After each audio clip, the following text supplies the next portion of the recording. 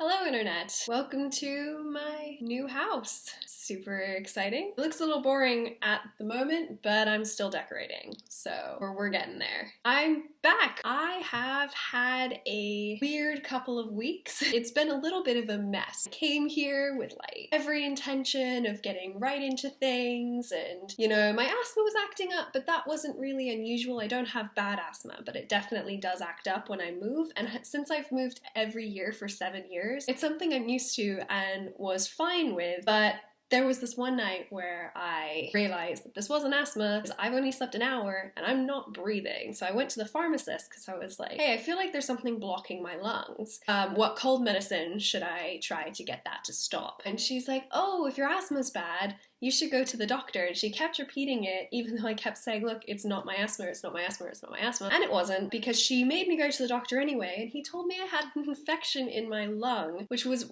really terrible because I had a super important appointment the next day and a doctoral mixer welcome party thing the day after that. So I was like, this is gonna suck. And it did. Basically, the antibiotics gave me really intense cold symptoms, which I'm still getting over right now. I don't know if you can hear it or not, but it's definitely a bit of a problem. So that's me. And it's just been a really, really weird couple of weeks, but I'm back and I'm in a new place, which is weird but exciting, and I'm still trying to make it work. There's only one window, so it's a lot darker than I want it to be, but we're working on it. We're gonna get some new lights. It's gonna be fun. So it's October, which means we're back at the beginning of a new school year. Most people have been in school for a little while, but I've actually only been back a week and a half. My official start date was the 1st of October. So all of that back to school stuff is only just sort of happening for me. I've always had a really love-hate relationship with going back to school because I always got really excited to get back into the routine and see my friends and, really feel like I'm doing something, because after, months and months and months of not doing anything over the summer, you think, okay, this was fun for a while, but now I'm getting a little bit bored. But once you get back to school, you start to remember, oh yeah, I hate this. But this year, something that's different is I'm not back to school in the traditional sense. I'm doing a research degree, so I'm not really going to classes, or at least I'm not really required to go to classes. And I don't technically have to leave my house, which means that until I get, a part-time job to pay my rent, I'm essentially working from home, which is a much different back to school schedule to getting up and going to classes every day is. It's difficult, and it takes a lot of intrinsic motivation, and it takes a lot of rearranging your brain. I did a little bit of this when working on my master's dissertation, and I actually was able to hone a routine, which I'm really thankful for. For people who are going into their master's and have never really done a research degree before, or just starting uni and have never had to have this much intrinsic motivation before, I thought I would talk about my routine when I work from home, and I don't just mean working from home on my dissertation, to both hold myself accountable and hopefully motivate some people who are a little bit daunted by the task of motivating themselves to get some work done. So this is my work from home routine. So the first thing that I do is wake up. I try to wake up between 8 and 8:30, but the first thing I do when I wake up is I look at my phone, which most people will tell you is a terrible, terrible, terrible idea. But I have a lot of friends in the States, which means I get messages overnight, and I like to respond to those. And honestly, what I normally do is I don't really scroll through social media. I scroll through BuzzFeed and I take really stupid quizzes. And that tends to last me about a half an hour. And the reason I do this is because I can't just jump out of bed, especially since I am not a morning person. I'm just not. So waking up that early is not something I'm used to. And I need 20 or so minutes to get my brain awake. So scrolling through dumb articles, sometimes I read actual news in the morning, but most of the time I don't. And I find the stupid stuff and I do that because it wakes my brain up slowly. And then once I feel like I'm ready to get up, which is usually when my stomach is like, yo, I go out and I eat breakfast. Breakfast is always the first thing I do in the morning. I cannot function without eating breakfast. I will eat breakfast. My entire life, my breakfast has been a bowl of cereal. It's nothing fancy or good for you, technically. But it's just something I've done every day my entire life. At this point, it's a natural part of my routine and I enjoy doing it. But the way I do breakfast, I make sure that I really take a long time. And now this comes from the fact that I'm not a morning person and need this time, but it can take me up to an hour to eat breakfast, because what I do is I make the cereal,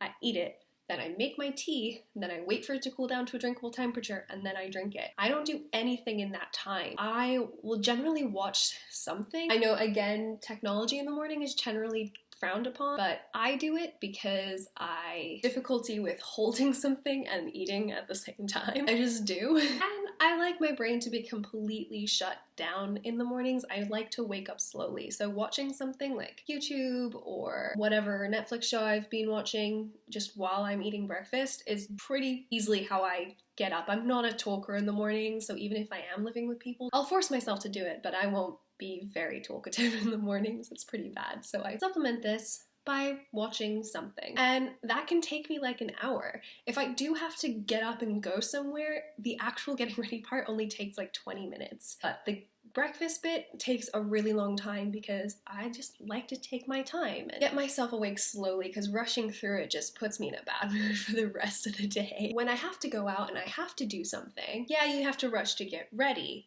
But when you have the time and you know that you work better waking up slowly, just let yourself wake up slowly. Jesus. Getting ready can mean getting dressed, but if I'm not going anywhere and I know I'm not going anywhere, I tend not to change out of my pajamas. I like to be comfortable, and whereas I know that a lot of people say that you should always get dressed because you should feel like bedtime is separate from work time, I've never had problems with that connection. As long as I'm not really like writing from my bed, like I can't type from my bed without feeling like, oh, I can just watch YouTube and it'll be fine. Wearing my pajamas is never a problem, but sometimes I will get dressed if I think I'm going out later. My makeup on if I think I'm going out later. Getting ready really depends on the day. Then it's time to work. I talked about my planner before and how I really love, assigning myself a big task for the day. So say today is to finish the section of Geoffrey of Monmouth called Arthur of Britain. And then I break that down into smaller sections. So you're going to read up to the section that's labeled Arthur's Foreign Conquest, then the section labeled Arthur in Gaul, and then Arthur's Death, or I don't know what the order is, I just remember seeing those headings. I will break down my section into smaller sections, and I will at least do the first one first thing in the morning. Sometimes I'll do 2 or 3, just depends on how big the sections are, but I always have to do 1, always, because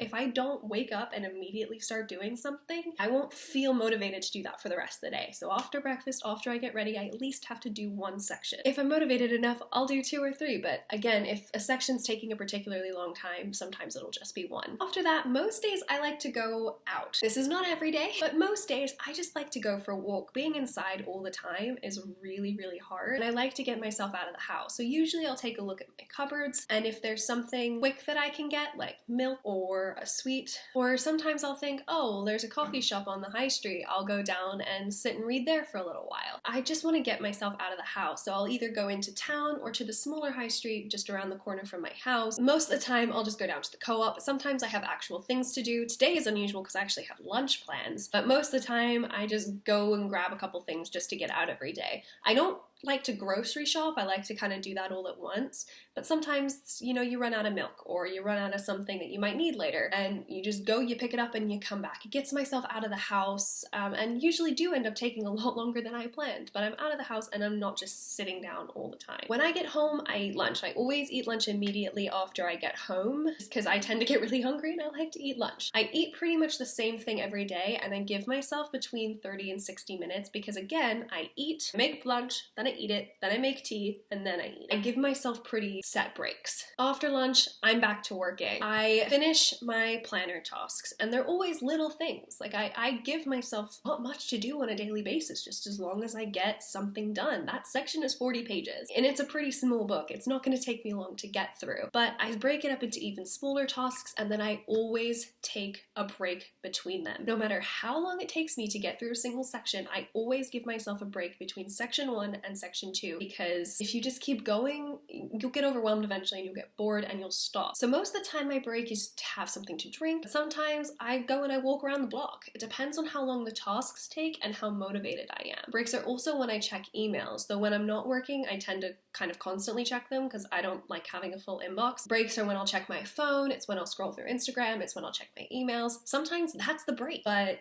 I always give myself breaks between tasks until the tasks in my planner are done. I don't go to bed without those tasks being finished, ever, because otherwise I'm never gonna finish this project. After I finish my planner tasks, I always try and work on my writing a little bit. This is the part of my day I don't plan for. I do not have a planner for my writing. I don't set goals for myself because then it feels like more work. And writing to me should feel like a reward. I do go section by section, so if I'm finished filling out a character profile, I'll do their personal details and then take a break before I start working on their family details. So I still break it up, but I don't say I want to get through family details today. I don't do that because that's never gonna happen that way. It just feels like more work. Writing is my eventual life goal, but my primary focus right now has to be my research. I need to feel like writing is the reward, not just something else I have to get done. Finally, after I've been writing for a while, I finish up with my nan's routine. I've been pretty bad at it since moving here because all of my housemates have their own schedules and sometimes we talk, sometimes we watch a movie, but for the most part, I really try and stick to my nan's routine that I have complained about 100 times